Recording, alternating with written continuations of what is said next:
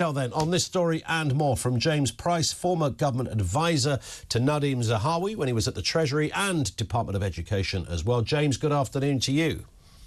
Thank you very much. What a cheery introduction. Yeah, I'm sorry about that. It wasn't meant to be like that. I'd written a couple of lines and then suddenly I got slightly carried away when you sort of build the insanity of the system we are currently living under. It's madness out there right now. It certainly is very difficult. And, you know, we've been through an awful lot of difficult times. COVID is obviously the big one. And the war in Ukraine means that energy is more expensive. That's less money that we can spend on everything else, and all these other problems in there. But of course, there's still an awful lot of what is it? Adam Smith, the man sat behind me, once said, "There's plenty of ruin in a nation." And I think that we have got the energies and talents in this country to be able to bounce back from some of these things.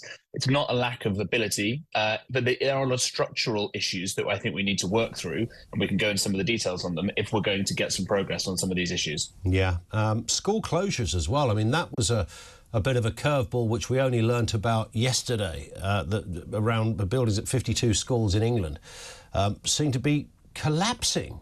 I mean, there was no, when I say no notice of this, I mean, I'm sure somebody somewhere knew of a big file somewhere in the education department. Maybe you know that department well. What has gone on here? What's this down to? What's happening? It's difficult, isn't it? I mean, I think it's been this has been a problem for an awfully long time. You know, there are some fancy schools that have great old buildings, but they're built very nicely. Lots more that were chucked up a lot more cheaply, and we're finding that that's a big problem now with some of this concrete that could just collapse at any moment. I've been pretty critical of the Department for Education in lots of ways. Actually, the schools rebuilding program is really good.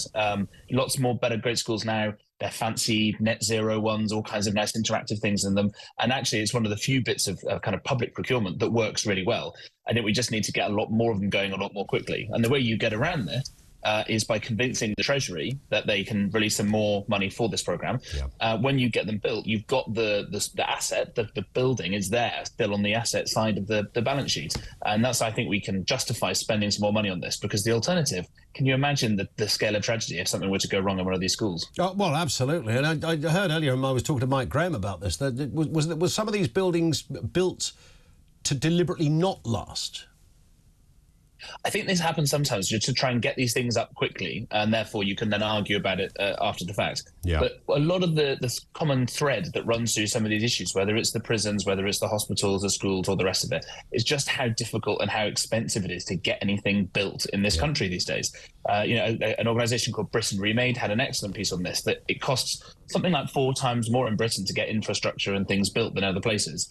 And unfortunately, that is the fault of, in some cases, of people who might pejoratively be called NIMBYs, people that don't like to see some of this stuff being built. And there's, again, I think there's quite a good way around this. Here at the Adam Smith Institute, we're doing some thinking about this.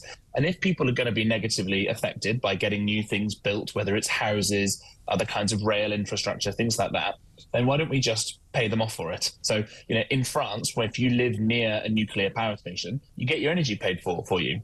Maybe it's annoying to have all the building work going past you and all these things. You can get compensated for it. And I think we need to think creatively about how we actually break the logjam and get some stuff being built in this country again. Let's move on to a Dawn Butler story. I don't think I've ever specifically... Dawn Butler has crossed our path a few times for various reasons, but this one was rather extraordinary, and she's been roundly blasted, particularly by Tory MPs on this, over her comments suggesting that Suella Braverman was promoted to Home Secretary because she's not white. Lee Anderson was one of those, blasted fellow MP Dawn Butler over her comments, said because he's not white, he said this is actually disgusting, this is a Labour Party that will all have shortlists, they will select and recruit and promote people based on their sex. Furious reaction to this in an interview that she did. She said they're kidding themselves and extremely delusional and thinking that they will be seen differently when push comes to shove. It's a difficult situation, isn't it, for governments? They need a diverse cabinet, but when the Conservatives in particular put non-white people in those positions, there is this strange accusation that goes around. You worked for Nadeem Zahawi. I'm sure similar things were said about him as well. Absolutely right. And this is the perniciousness of this kind of identity politics that we're all suffering through. If you're an evil straight white man like me, then that's terrible. But now if you're an Iraqi Kurd who managed to escape Saddam Hussein, come to this country, build YouGov, do the vaccination campaign, all these wonderful things my old boss Nadeem did, you're the wrong kind of brown person, all these sorts of horrible accusations. And it just comes from a bunch of nasty people who are determined to divide us and make us see all the differences we have rather than what we all have in common.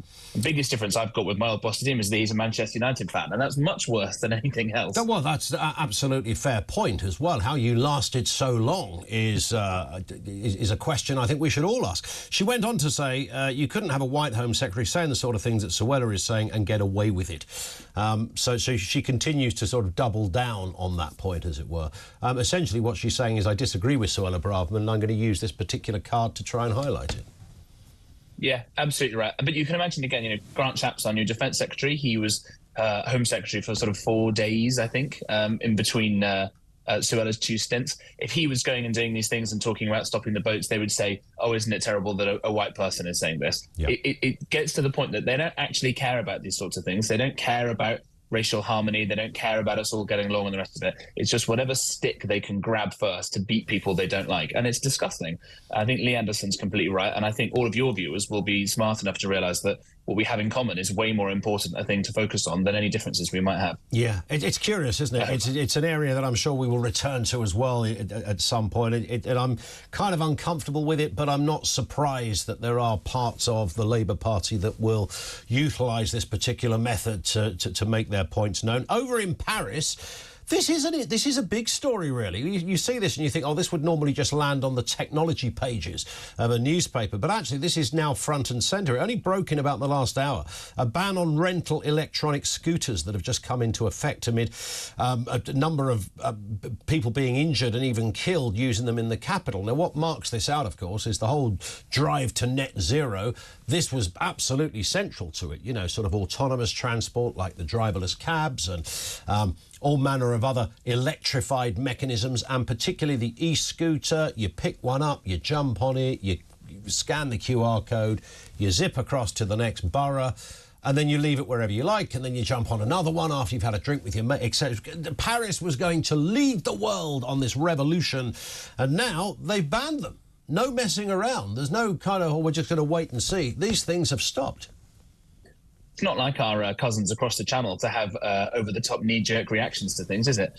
No, this is a big problem. There are all kinds of deaths and accidents that happen on the roads around Britain from people driving their cars. We wouldn't think to ban them because we are able to balance the good against the bad and realise that these things are important. You put more safety features in, all the rest of it. But as you say, there's a net zero point here. There's also the problem that if you're going to be banning these scooters, and you're going to be worried about the autonomous driving cars, but at the same time, all the train drivers are going on strike to proving how useful it would be to have electric scooters and autonomous vehicles. We're all going to be, just having to be forced to walk around? Again, we need to get things moving again and have a sense of proportion. We do indeed. Listen, James, I know you're going to stay with us because we're going to debate that issue of strikes in a moment. Stand by for that. James Price, former government advisor now at the Adam Smith Institute. He was there advising Nadeem Zahawi as Chancellor at the Treasury and at the Department for Education as well. We'll get his take on the strike element of what is going on there.